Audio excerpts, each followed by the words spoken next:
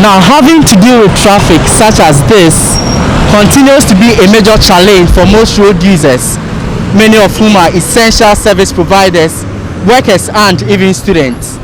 Well, there are a lot of conversations about the economic implication of road traffic congestion in urban cities such as Accra. Little is however being said about the health impact of same on the individual, the community at large. It's about 3 p.m. on Monday afternoon. Traffic is already building on the Pombaria-Dowenya stretch of the Tema-Aplao Road. Several of the passengers in these vehicles are heading towards areas within the Pom-Katamanso municipality. A lot of them who have traveled quite some distance are still held in heavy traffic. We have a problem on this road. So, like, if they make it overhead, we can help us. And the security open people, some of them today are not doing their work. Look at how we are suffering for other places. They have to come here, come and direct the traffic. So please, tell the government to help us. How many minutes do you stay in the traffic and how often is it? 2 hours, sometimes 2 hours, sometimes 3 hours. Oh, sometimes I can be here for 2 hours.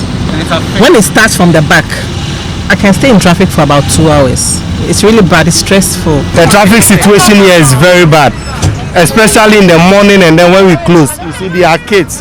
When we close from school, the traffic situation is very, very bad. From Tema to Dowenya, especially this point, I would say we spend about 30 to 35 minutes when we get to this junction before we proceed.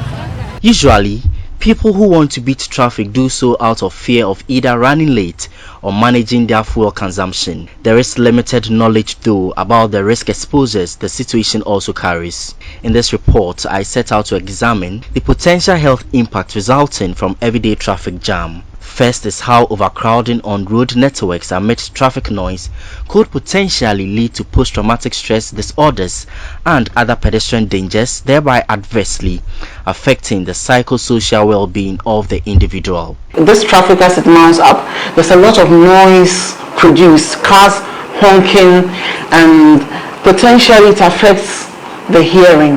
But a lot of the effect is also psychological. So it ends up giving a lot of stress to passengers, to commuters on the road. There's a lot of stress, and the stress is related to cardiovascular diseases, and these have been found in large and small research that the traffic, spending a lot of time in traffic contributes to stress and cardiovascular diseases. One thing that we see commonly in our environment is the Okada or the motorbikes that run in between these heavy traffics.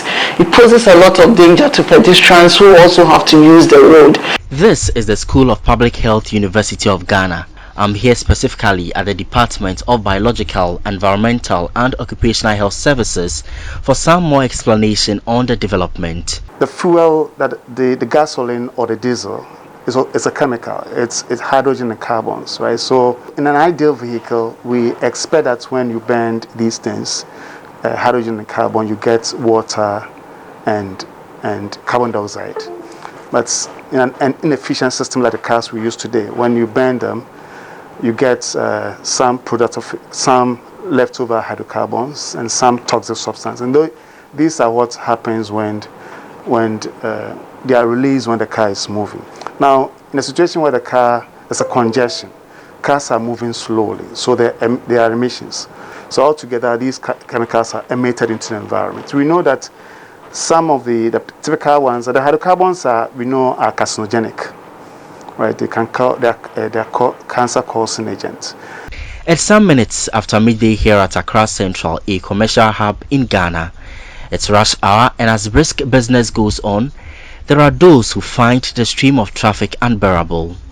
Out of frustration, discomfort and the observance of the COVID-19 safety protocols in the vehicles, they are compelled to alight and continue their journey by foot. I normally come here, I've been coming here all day to just take some business transactions. So time, everything is about time, so that's why I get down to work so that I'll get there fast. I'm coming from Waja, and I'm going to Accra. So for how long have you been? When did you set off? What's the time now? What estimate? Oh, it's been about an hour now. But during this traffic, I'm sure I might get another hour in the traffic, so I have to get down and continue on the journey. More worrying about the situation is the toxic emission, which have been identified as major ecological pollutants attributable to traffic congestion. They are said to have some morbidity effects, including cardiovascular and respiratory ailments in the long term. The physical contaminant may shorten the lives of pedestrians, passengers, and even other vulnerable groups. The major concern as a public health person will be the impact of noise and vehicular pollutants on street walkers, on people living close to roads, because everything that is emitted in the environment doesn't stay there. They move, they travel. So definitely people living close to major roads. So school children and pregnant women and hawkers, adult people. These days we have a lot of beggars all over the streets, and so these people are very vulnerable, and also the poor.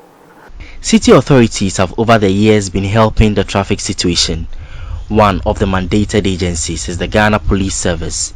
Personnel of its Motor Traffic and Transport Department (MTTD), as part of their official mandate, are responsible for controlling traffic and enforcing traffic regulations.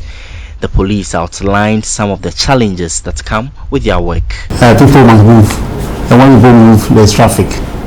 And the challenge is how to allow people easy access to their destinations and for maybe their business places. And that has been a challenge because a lot of vehicles are coming onto the road, but the road is not expanding. Whatever we had in our 10 years time, 10 years ago, is what we have now. But the more vehicles are coming into the system, and of course that will account for a lot of traffic congestion that we have all over the place. One other thing that we think could be done is if you have efficient public transport system, people will not ordinarily use their private vehicles. They'll use the buses, the high occupancy buses, so that at least there will be no congestion on the roads. But I think we are not there. We don't have that infrastructure yet. And in Ghana, it appears people want to show off their vehicles. But are the officers who even direct traffic concerned about their health and safety while in line of duty? Yes, they are.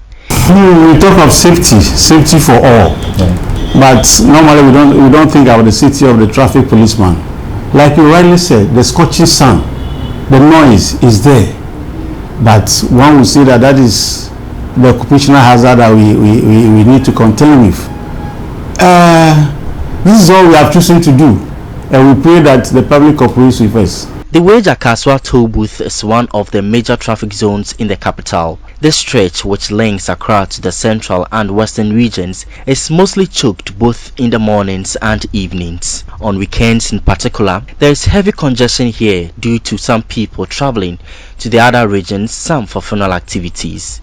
Many of the passengers in this traffic are persons who commute from the other side of town to the central business district. They lament the daily routine having to endure the commuter traffic challenges. In fact, anything I say will be an understatement.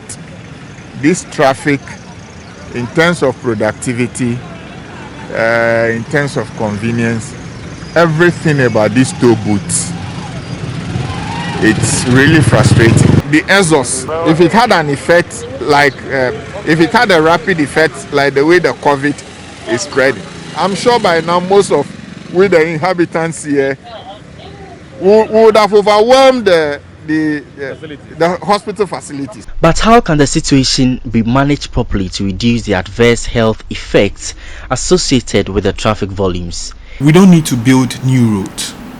We need to make sure that we use or we make proper use of the current road infrastructure that we have in Accra. And I believe if we do that, we're going to reduce traffic by more than 40%. I think there should be flexible adjustment of routes during peak periods. All right, the BRT system we are running in Ghana is not a proper BRT system. Okay, we need to have dedicated routes. I always talk about this thing. However, as a developing country like Ghana that has done very little in the transportation sector, what can authorities and stakeholders do to address the situation in the long term? Dr. Tete, who has expertise in transport modeling, tells me more. The road infrastructure we have currently is not enough for the number of cars in Accra, the number of vehicular traffic that we experience in Accra. In all of this, we need to make sure that multimodal transport works within Accra. Railway is very, very important, and I believe that if we're going to have the light rail system, which is coming very soon, it is going to help. It is practically impossible to run away from the reality of vehicular movement should traffic peak while moving from one place to another. The long-term health effect cannot be underestimated, but doctors are advising on some steps individuals could be taking to ensure their utmost health and safety as they face this major problem. For the individual, we need to begin to look strategically at what we do. Maybe perhaps you leave home early to avoid the traffic, and that's what a lot of people increasingly are doing. A lot of the particles settle on our skin and sometimes cause skin-related problems, so we must make sure that we are bathing, our hygiene is good enough. So really, the face mask that we are promoting for COVID is protecting us not just from that, but also from pollutants in the air. In other places, for the noise, they use the earplugs, okay, so that it can reduce the amount of noise going. Now, a cursory evaluation of the economic and health impacts of traffic volumes seem to me that the latter is much more manageable. Therefore, government and other relevant bodies within the areas of transport and health must take giant steps and make significant provisions to tackling the public health burden of congestion on our roads.